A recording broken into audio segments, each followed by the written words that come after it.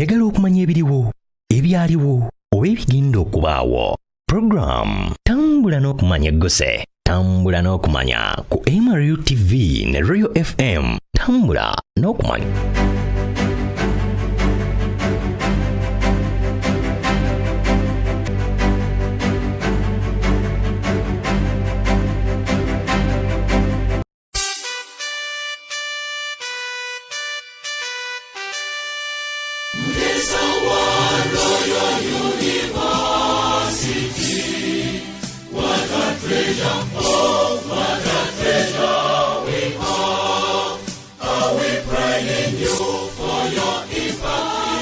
Tubaniriza mu programu yaffe tambula n'okumanya wano ku MRU TV. Amanya ze Nolizamati. Olwaleero nga tugenda okwogera ku ebirungi n'ebibi ebya Mutesa Pastoral University oba the good and bad of Mutesa Pastoral University.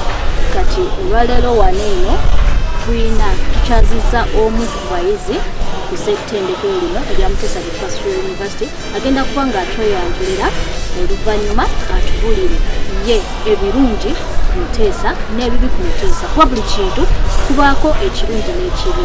Mukama wange sansi kulawo nange kwasanga amina. Erinnya nze Ekikuzuna era ndi muyizi ku Mutesa. Ku nsonga eyo gyoyogeddeko eya ebirungi n'ebibi kansooke oba na birungi kubanga buli kintu era kibeerako ekirungi. So Mutesa kisookera ddala erinnya lyayo lyennyini kigifuula okuba nga yunivasite ennungi. Ekyerinnya ekyokulala erina omwagaanya gwe tuteereddewo abayizi ogwa basali ze tufuna kyamuwendo munna ziyambako abaana batasobola kusasula fiizi nga basasula mpolampola nga bayambibwako basali ndowooza kangendeko ne ku bibi olw'obudde tuleme okwonoona obudde obungi. Ebibi Mutesa yalibadde yunivasite ennungi naye basali zereeta ezibwako bamu na bamu. Oyinza okwesanga nga engineering tebalina basali ate nga basasula sente nnyingi. Ekyokulala ate ne weesanga nti asasudde sente nnyingi atafuna services. Ekyokulabirako oyinza okwesanga abaana ba engineering basasula field trip ate ng'okuzisaba lutalo. Neesanga nga basasula practical fees naye nga tebafuna practicals balina kufuna. Ekitegeera. So ekyokulala ebimu ku byenda bye batandise okukolako nze nga undergraduate gowns IDs ndaba batandise ozibawa nicyo kirungi kituwadde amaanyi. Naye before twali tetuzifuna zaali teziriiwo nga naye tugezaako zisaba tezirabika. Kyenkana nze ndi mwaka gwa 3 naye mbadde nga sizirabangako. Kati ekyo tukitutte okubanga achievement yaabwe y'amaanyi. Bakoze achievement y'amaanyi nnyo. Kati ku bibi ebya Mutesa Pastoral University ebyo byokka byolinawo ng'ebibi oba ebibi bikyali bingi? Ebibi mpozi naye kyala kinyinza okwogerako ndowooza ngamba oba nga sofa byebyo oba ebyobusomesa babasomesa tebalina basomesa bulungi. Mpoziko mpozi ekyala kinyinza okwogerako wifi nga ffe abaana twetaaga ka wifi okuba nga kabeerako naye weesanga nga maaso emisita namba temukalabyeko ate era nga mukasasulira. Weesanga omwana asasula sports fee ate neweesanga nga omutwala mu byemizanyo nte alina sooka asasula. Kugamba tetutegeera ani alimba ani.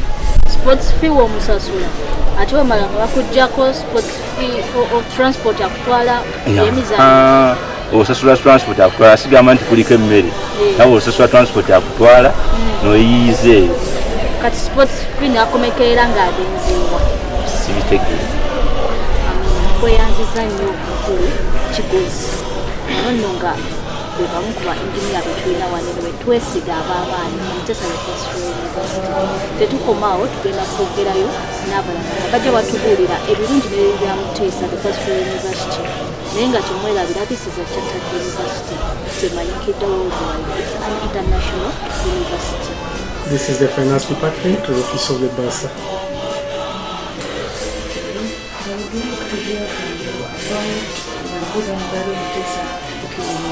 The goods you see good from Mutesa and the bad, what you think are bad from Mutesa, the First Royal University? Thank you for that question. I joined Mutesa in 2001, just immediately after COVID. In fact, the second COVID coincided with my joining in, and of course there were a lot of challenges. Shortly after joining Mutesa, there was that lockdown, which up to now we are feeling the after effects. The lockdown has a couple of effects.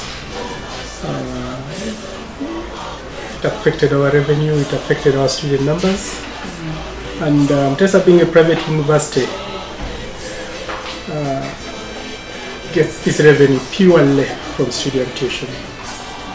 So once the number of students go down, that means our revenue is decreases. Yeah, and yet there are certain fixed costs we have to meet in terms of salaries, in terms of internet facility, in terms of electricity, in terms of water, which are not dependent on the number of students. So it really has posed a lot of challenges to us.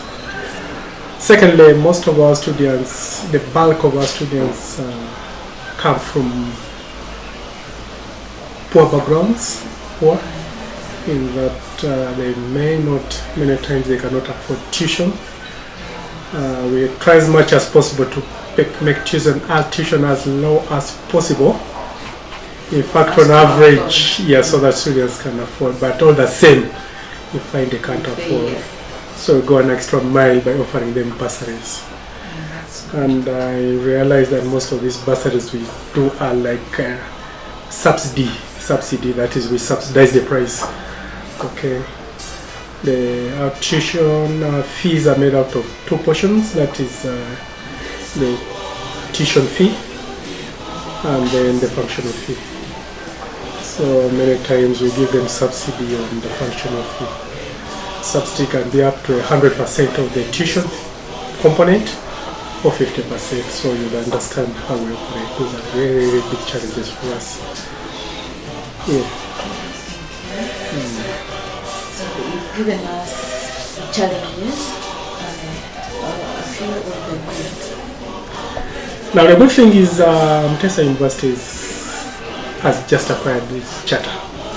Okay, so the charter has put us into the international picture. Okay, now with the charter we are able to obtain collaborations with other universities, because without a charter many times people may not want to deal with you, they have no confidence. Okay, two is it has also helped in marketing our students. It puts them in a better position to compete with other students from other universities. Okay. Now, also as COVID stabilizes, we are trying to regain the number of students. Okay, we are trying to regain the number of students, and thirdly, our students understand our problems. They know they have Mutesa at heart. Being a Kingdom University, they are try as much as possible to know that they believe that they own is a part of the kingdom. Tukyali ku nsonga ya the good and bad of Mutesa First Royal University oba ebibi n'ebirungi ebya Mutesa One Royal University. Tukyazizaayo omuyizi omulala naye agenda kuba nga tutegeeza ku bibi n'ebirungi bya Mutesa First Royal University. Tukwanirizayo. Obumpereddwa okuba ku wanene okumpeereza MRTV naddala nga twogera ku nsonga ebibi n'ebirungi ebiri ku Mutesa University. Okusooka amannya agange nze Kawesibigani era ngwamu bakozi ba social work.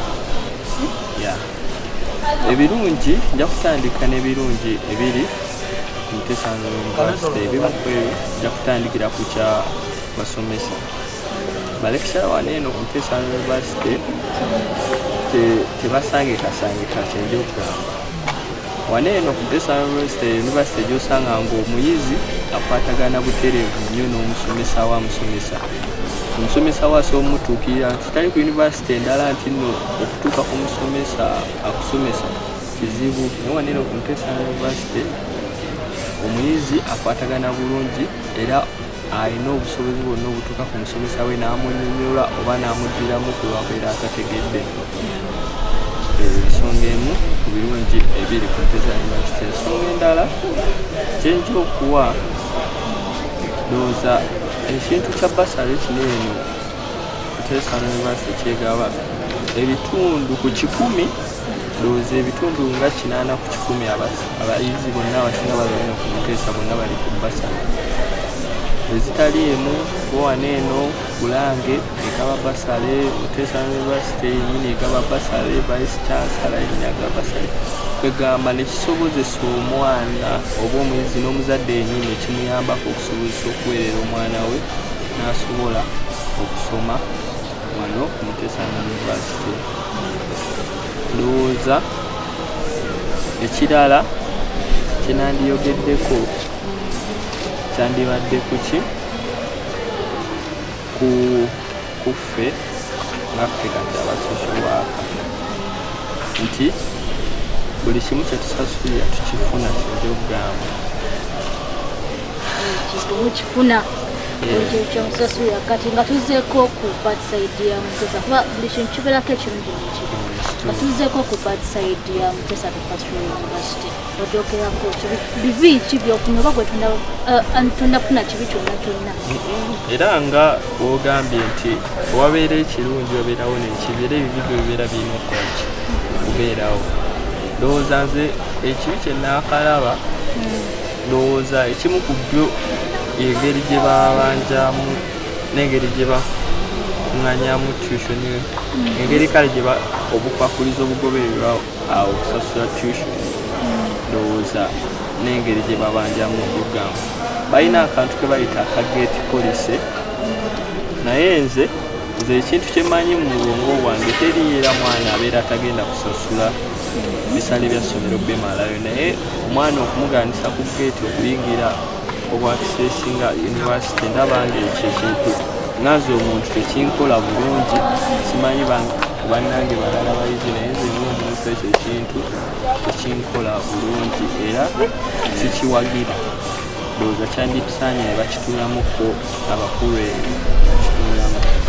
Ekyaki nandiyogeddeko ndowooza waleeno obeera otandika Muteesa osasulira ebintu bingi naye ate tulawo bifuna kati nga ID otufa abamu tutuuka nga tugenzeeyo mu fulubi ng'ogamba abantu nti noli wa Muteesa University naye nga tulina nakikulaga nti noli wa Muteesa University tetulina ID. kituufu nti oyinza okuba nga kale bakutte trespass olina wogenzeeko ne bagamba munange nze ndi muyizi oba babadde bantumyeko waneeno tulage naye nga tolina nakikulaga nti noki oli muyizi wa Muteesa University. Ndowooza ekirala nti nandiyogeddeko ndowooza kiri ku kkoto zaffe zino eno makisi zikyukakyuka simanyi oba kiva ku ki oba kiva ku sisitimu kitegeera kiva ku ki sijjalimba naye omuntu oyinza okusangayo nga wakoze n'ojaganya ng'olabayo 8 oddamu okukeberayo ng'olinayo 5 n'okwesalirako ddala oyinza olowooza nti poto eziwuuta tetukitegeera simanyi naye era kyandisaanye abanene waggulu ne bakitulamu nakyo makisi zikyukakyuka ku poto zaffe. Ndowooza nze ebyo ebibi ebisinga bye naakalaba ebinkosanga nzonni. tweyanziza nnyo olw'ebigambo byotugambye ndowooza abakulu bajja kuba bakitegeera era nga bakitereezaamu